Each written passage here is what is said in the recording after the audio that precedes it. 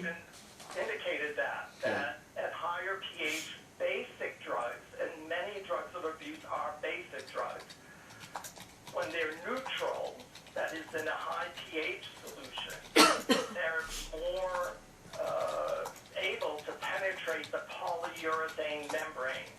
Okay. And when they're in an ionized form. And that was demonstrated in the patch permeability studies.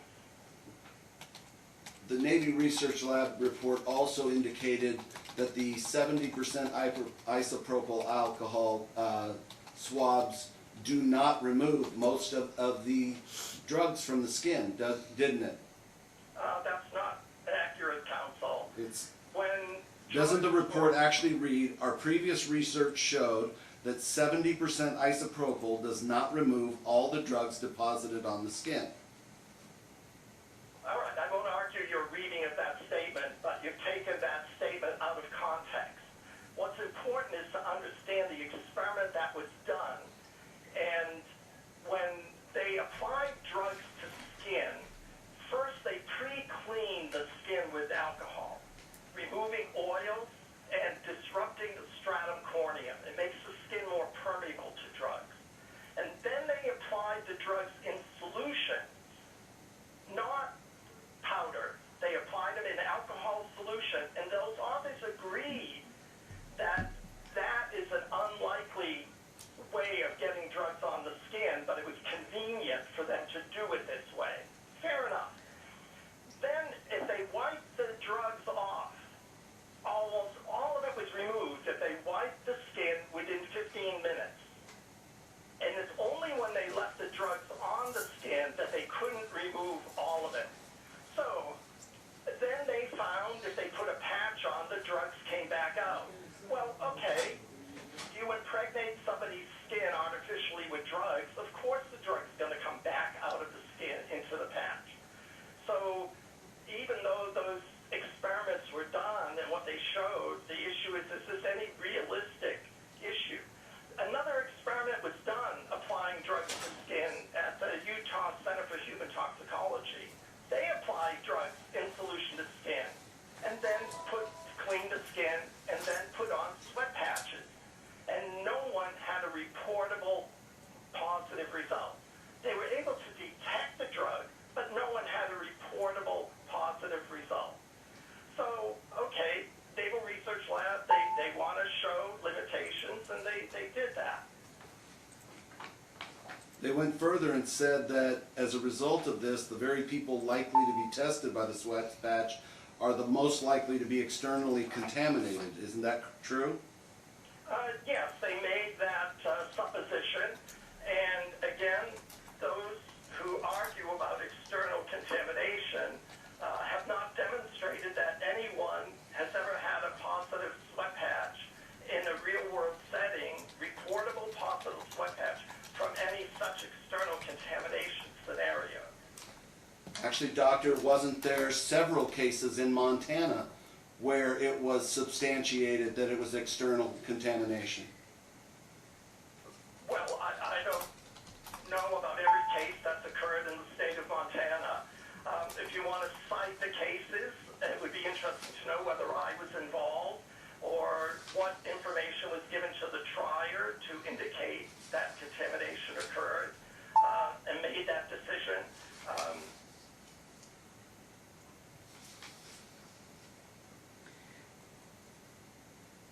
While we're stopping, may I ask who the lady is in the back?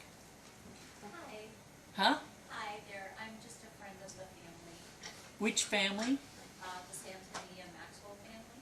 Okay. Not going to be a witness in any way? No, ma'am. Okay.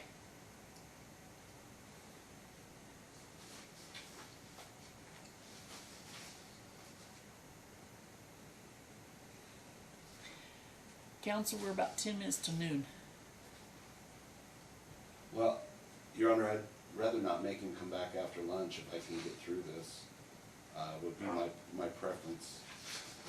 Counsel, I am at your service, Your Honor. I'm at your service. I can be available throughout today. I've blocked off the day for my testimony. Okay. I was just reviewing some of your past lectures, and I thought you referenced them, so I was gonna go there, but it was actually Minnesota that you referenced, not the Montana cases, so. All right. Let's go back to the Navy Research Lab report. Didn't they find that environmental exposure would meet the threshold of, and at the time this was done, the threshold for the patch was 20 nanograms, not 10, correct? No, Council, my awareness of the sweat patch history is that the cutoff for reporting a positive result was always, well, it varied from drug to drug, but for methamphetamine it was 10 nanograms per mil. All right, well, according to the report, it was 20 at that point, but who knows? The report said What that, report is that, Council? sorry? What report showed it was 20? If it said 20... The Navy it's wrong. Research Lab report. It's wrong. Okay. They said in their report that the commercial cutoff level of 20 nanograms per patch would be reached in 5 minutes of environmental exposure. Didn't they say that? What you just read was 20 nanograms per patch. Correct. That is different than nanograms per mil. So the patch result of 25, not 20, but 25, is the same as 10 nanograms per mil, because the patch is extracted with 2.5 mils of buffer. So we have to make sure we don't confuse nanograms in the patch versus nanograms per mil. So 10 nanograms per mil, the cutoff used by the lab, is the same as 25 nanograms in the patch. Okay, so back to your question that it was reached within 15 minutes. Yes, they put 10,000 nanograms on the outside of the patch, and it was put in a bag in a warm, humid environment, and they showed that drugs could go through fairly quickly at that high pH. So I don't argue their experiments. Okay. So, last bit I'm going to ask you on the research, on the Navy report. Didn't they find that a normal, healthy individual's sweat was generally at the appropriate pH to create the permissible entrance through the membrane? So I don't remember their comment about what normal sweat pH is, but anyone who's researched perspiration, as I have done, normal sweat pH is on the order of pH 5 to 6, not 8 or 9 or 10, as used to make methamphetamine go through the patch. When the pH was 7, virtually no methamphetamine went through the patch. And even when it was 8 or 9, the amount of methamphetamine that went through the patch after 10,000 nanograms were placed on the outside was still only a small percentage. At one part of their study, the patch results would have been only 4 or 10 nanograms in the patch. And so they wouldn't have even had positive results based on that. So, yeah, the Naval Research Study has its limitations.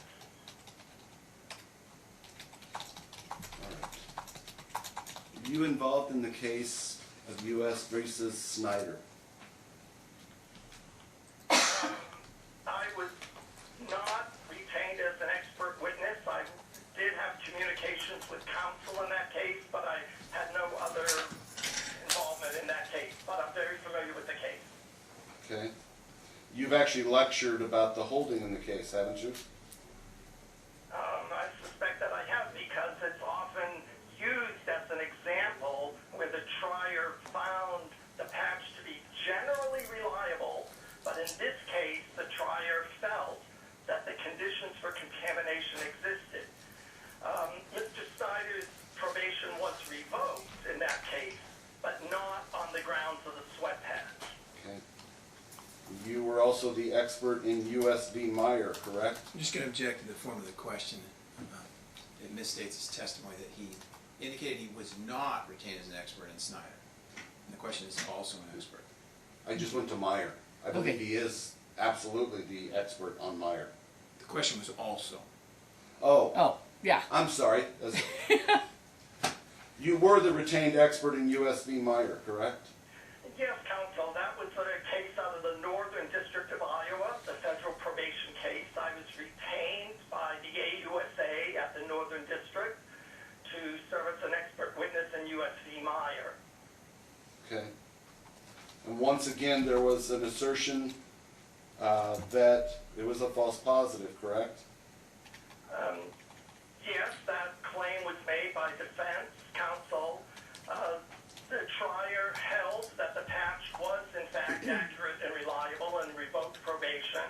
That was appealed to the 8th Circuit, Federal Circuit Court of Appeals, and Sandra Day O'Connor, sitting by designation, wrote a 12-page opinion upholding the Northern District's ruling that the patch was accurate and reliable and that Mr. Meyer had in fact violated his conditions of probation.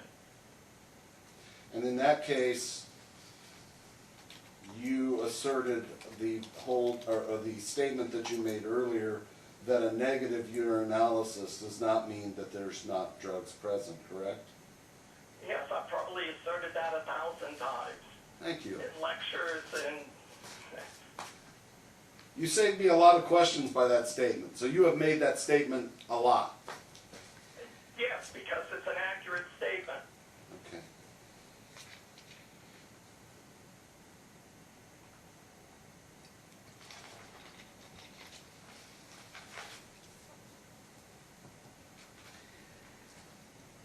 I'm past the witness at this time. Okay. Doctor, I just have a couple of follow-up questions, and then thank you for your time and the education I received from you today. I know that there was a lot of questions about patch findings. In this case, did you find that the urinalysis corroborated the findings that were found on the patch? No, in this case, all the urinalyses that I was provided, where there were 13 test dates, but urine was provided on 12 of them. And of those 12, everyone was reported as negative. So, as I indicated, the negative urine and the positive patch, appear discordant on their face. But there's every clinical reason why they're not discordant. In part, negative can't mean no drug. Many of the urines weren't connected temporally to the sweat patch. If the urine is collected before or after the sweat patch, it has little or no analytical relevance because methamphetamine is eliminated fairly quickly, 1 to 2 days typically, in a urine test. And only a few of the urines were collected during the period of sweat patch wear. But there was still sufficient time on either side of the urine connections for drugs to be used. One can always go to coordinate laboratories and examine whether any of their screening results, these are tested on an analyzer, so we get some numeric value, maybe not nanograms per mil, but we get some value, and we can see where the cutoff is, we can see where 0 is, and we can see where those urine tests are. And are all the urine tests consistent with drug-free, or are they elevated?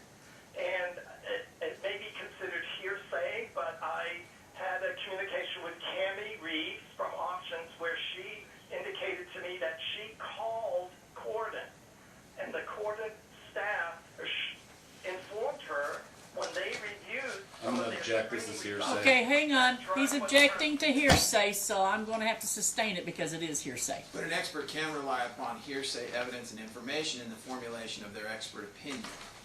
And he's merely used this hearsay information and evidence to formulate his overall opinion with regard to Ms. Maxwell's use of methamphetamine.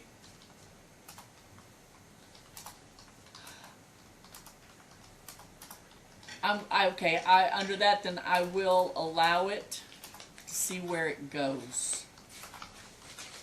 That's only on the forming of the opinion. Go ahead, sir. Oh, go ahead, doctor. So it reinforces what I said about negative doesn't mean no drug. And this issue of test results below stated cutoffs have probative value. This is recognized in the peer-reviewed clinical literature. On a few occasions, I've actually obtained the raw data from negative test results and demonstrated that the drug was actually present. So one could, as Cami Reeves did, go to the laboratory and ask them to review their results. We could actually get the printout of the raw data, which I could then examine to see is there evidence of drug presence in entity's urine. But I don't feel that I necessarily need to do that for my opinion. The fact that very few urines were collected during the period of patch wear, that they were reported at 1,000 cutoff, none of that sort of on its face impugns the probative value that we have from the mass spectrometry confirmed positive sweat patch results. Unless urines are done at the limit of detection and done sufficiently frequently every other day, then it's easy for drug use to be missed in a urinalysis and otherwise detected in a sweat patch. Perfect. Thank you, doctor. Thank you very much, Ken. You're welcome, counsel. Doctor, I'm going to be very quick here, I believe. So, you have testified that Cami told you she contacted the lab and found out that there were results that were under the cutoff. Is that correct? Yes. You- Communication, yes. In communications with Cami, she told me she called the lab, and the lab said there was drug present under the cutoff. But you never saw the raw data, correct? That's correct. I did not. Okay. Would it surprise you to learn that that never occurred? Yes, it would indicate that Ms. Reeves had misrepresented her communication with me. Okay. I would find that very surprising. Your Honor, I'm going to expect an objection, but I'm going to ask for admission of proposed Exhibit B. Same objection, Your Honor. This was not produced prior to the discovery cutoff date, and I've not been able to produce it to this expert. However, this was produced as a result of an order issued by this court on 6/1. My client at that time was pro se and believed that because it was an order, it was being sent to everyone, including the court. Thus, it wasn't disclosed because she believed it was being disclosed. Well, I've seen what he's referring to. There's no raw numbers in there anyway. That's correct, there's not. There's a very important statement in it, though. Well, it's at a court statement now that's being made to offer, to prove the matter asserted, it's classic hearsay. Is it something in which this witness would actually know the truth of the matter? It would affect his testimony that he just gave. And the statutes on hearsay do allow the courts to accept what would otherwise be hearsay if the court has exceptional reason to believe I'm its going reliability. to allow it only for that limited purpose, if it may be to show that something did not happen that was stated that it did happen. Which one? This is, I guess it's now Exhibit B. So, Doctor, you don't have the privilege of having this in front of you, so I'm just going to read it. Let me know if I go too fast or anything.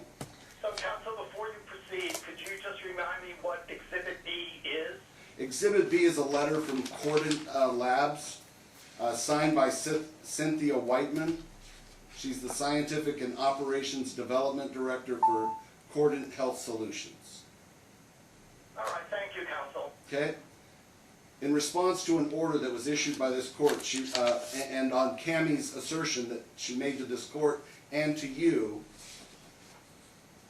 Ms. Maxwell requested and received the following. Cordant Health Solutions received an order sent to the legal support team June 22, 2022, stating that Cordant is ordered to release all urine testing laboratory results, including any and all laboratory notes, and specifically if any urine results were positive just under the cutoff pertaining to Kristen Maxwell's urine samples from March 2021 through May 2022 to both the plaintiff and defendant for use in trial. Please note, for samples that screen negative for any drug class, the final result is released as negative and does not proceed to testing. There are no recorded values under the screening cutoff for confirmed results via liquid chromatography, mass spectrometry. A cutoff is the designated quantitative value that is the lowest limit the testing instrument can achieve. Any values detected below the cutoff are considered negative and will not be reported out either verbally or on the final result. Therefore, the attached affidavit and final reports consisting of 28 pages reflect the final testing, and the lab has no other notes or documentation to disclose. There are no results positive just under the cutoff that exists. So does that indicate to you that Ms. Reeves misrepresented the facts of this situation to you? No, counsel, it doesn't, because I believe the way the lab was responding was to confirmation testing. They said there was no further confirmation testing and therefore no confirmation results below the cutoff. So I believe every statement that she was making is the standard procedure is that if it's negative at screen, it stops there. And then, so there are no further LCMS-MS results below their confirmation cutoff because they didn't do any confirmation. But the letter doesn't state that there were no results below the screening immunoassay cutoff. So labs often take the position where if the screen is negative, that's it, we're not going to do any more with it. But it doesn't mean that they don't have that information. And my understanding and how I've always talked about this issue is to examine the screening data. When it's below the cutoff, go and look at the screening data to see if it's an elevated rate. So this letter... The letter specifically states there are no results positive just under the cutoff that exists. Isn't that the opposite of what she said to you? No, counsel. This letter, as you read it, appears to address only the LCMS confirmation testing. That was in one of the first sentences you read. So she's saying there are no positive results below the cutoff, meaning below the confirmation cutoff. And furthermore, a result below the screening cutoff wouldn't be labeled by the lab as positive. So the real question that you wanted her to address in the letter, was there an elevated rate in the screening immunoassay? And that question was not answered by that letter. Thank you. I have nothing else. Okay. Anything else? No, Your Honor. Doctor, I have one question, and it may open up a wide range of other questions. If you have anywhere from 3 to 20 patches that's testing positive for both methamphetamine and amphetamine, is it likely that all of them would be from environmental exposure? No, Your Honor, I can't imagine the situation where any of them, let alone all of them, would be from claims of environmental exposure, short of someone spiking a drink, with 50 or 100 milligrams of methamphetamine. But just somebody wearing a patch and having some environmental exposure, I would hold that certainly all of them being positive would be impossible, and I would hold that even one of them would not be a basis for some external contamination claim. All right. Thank you, Doctor. I appreciate it. You're welcome, Your Honor. Any other questions? No, Your Honor. All right, Doctor, you are excused, and thank you. We appreciate your time, and enjoy Silicon Valley for the rest of the day. All right, I apologize for the technological snafus. Hopefully they weren't all at my end, but knowing that the system I operate around here. Okay, at your service, Your Honor. Thank you. I'll sign off. All right, let's go eat. Anything hungry. that you wanna leave on